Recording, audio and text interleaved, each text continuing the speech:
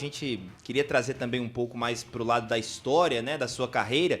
E assim, cara, você talvez naquela época ali pré-redes sociais, né, tenha sido um dos jogadores mais midiáticos, né, uma das revelações mais midiáticas, saindo do Corinthians, enfim. Então eu queria saber, cara, e a gente estava falando aqui inclusive agora sobre o Memphis, né, você deu a sua opinião, que o Memphis hoje tem um time mais estruturado do que o Neymar. E eu queria saber de você, cara, você sobe para a equipe principal do Corinthians em um ano complicado, né, um ano de rebaixamento. E eu queria saber assim, você acha que como que isso impactou, né?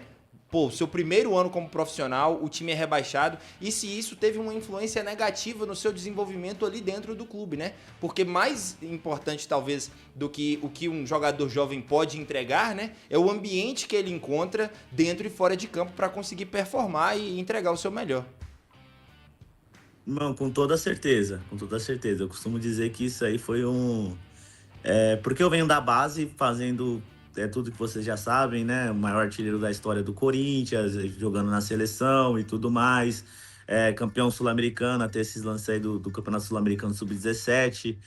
Maior artilheiro da história do Campeonato Sub-17. Então, resumidamente, eu subi numa fase muito complicada que o Corinthians vivia, né? Não só termo dentro do campo, mas fora de campo, em termos de diretoria, em termos de confusão, todas as confusões que estavam acontecendo na época com os presidentes e tudo mais. E eu subi numa equipe muito limitada, né? Era uma equipe muito limitada, onde não tinha jogadores com tantas qualidades. E aí você pega um menino que sobe com quase 300 gols na base, e a situação que o Corinthians vivia em 2007, que era, pô, de lutar contra o rebaixamento, muito complicado.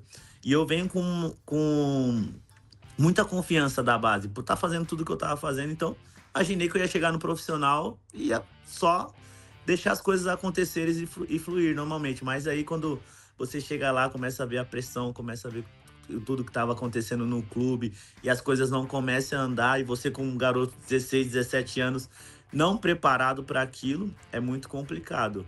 Hoje eu pego muito, por exemplo, o exemplo do Endrick, que foi um cara que subiu agora também, né? Que chegou no Palmeiras, onde o Abel chegou e falou assim: vai chegar o momento dele jogar, manda agora ele pra Disney, vai passear, vai brincar, porque o Abel tinha outros jogadores que desempenhava e performava muito bem ali naquele momento, então não tinha necessidade de queimar o garoto. Vamos deixar ele fazer aqui, no momento certo ele vai chegar e vai jogar. Já na minha época não tinha, era o que tinha, era a gente ali e vai tentar salvar. E aí quando você não salva o Corinthians, né, que é um time gigante, você acaba querendo ou não fica um pouco marcado por essa situação. Mas, sinceramente, assim, eu sou muito grato ao Corinthians. O Corinthians, pô, me deu tudo. Tudo que eu sou, que eu tenho profissionalmente, foi o Corinthians que tenho. Foram 12 anos lá dentro da casa, né? Então, sou muito grato. Claro que em termos de perspectivas minha própria, eu queria ter dado muito mais, mas não aconteceu, tá tudo bem. E vida que segue. Ô, Lulinha, ainda em cima disso, cara, como é que você avalia a sua carreira como um todo? Teve muito torcedor do Corinthians que imaginava. Eu mesmo sou torcedor do Corinthians. Eu lembro daquele emblemático mesa redonda que o Cittadini bate no peito e fala cacanada, bom é o Lulinha. E aí você chega no profissional, o Corinthians todo arrastado, como você bem disse. Olhei pro meu pai e falei: pai, solução dos nossos problemas. O moleque chegou. E aí, cara, não sei se essa pressão excessiva, não sei se de repente à noite, eu não sei se você já foi da noite, eu falo por experiência própria, irmão. Teve uma época da minha vida que eu tinha 4 trampos e a noite me fez perder todos. Então, assim, eu quero saber de você, como é que você avalia a sua carreira e o que você acha que aconteceu nesse meio tempo? Então, eu sempre fui muito tranquilo. Então, assim, nunca foi questão de noite, de bebida, de nada disso, porque, graças a Deus, sim, sempre tive uma família que sempre me apoiou muito nessa questão. Então, o meu problema nunca foi isso, de bebida, de noitada, nada disso. O que me atrapalhou mesmo foi questão mesmo do ambiente do clube, do elenco do Corinthians não ser um elenco qualificado no momento, porque, como eu disse, é difícil você chegar num clube como o Corinthians, gigante do jeito que é, no seu primeiro ano de profissional, onde você imagina, desde criança, eu entrei no Corinthians com 8 anos de idade. Então você imagina, eu sonhava com aquele momento desde que eu entrei no Corinthians, de chegar no profissional, como todos os garotos que estão ali sonham em chegar. E aí você chega e você vê um time totalmente poxa, bola não chegava, não tinha chance de gol, e era uma dificuldade de ganhar um jogo. Eu ficava imaginando, caramba, pegava épocas passadas, caraca, eu via jogo do Corinthians, era 4x0, 5x0.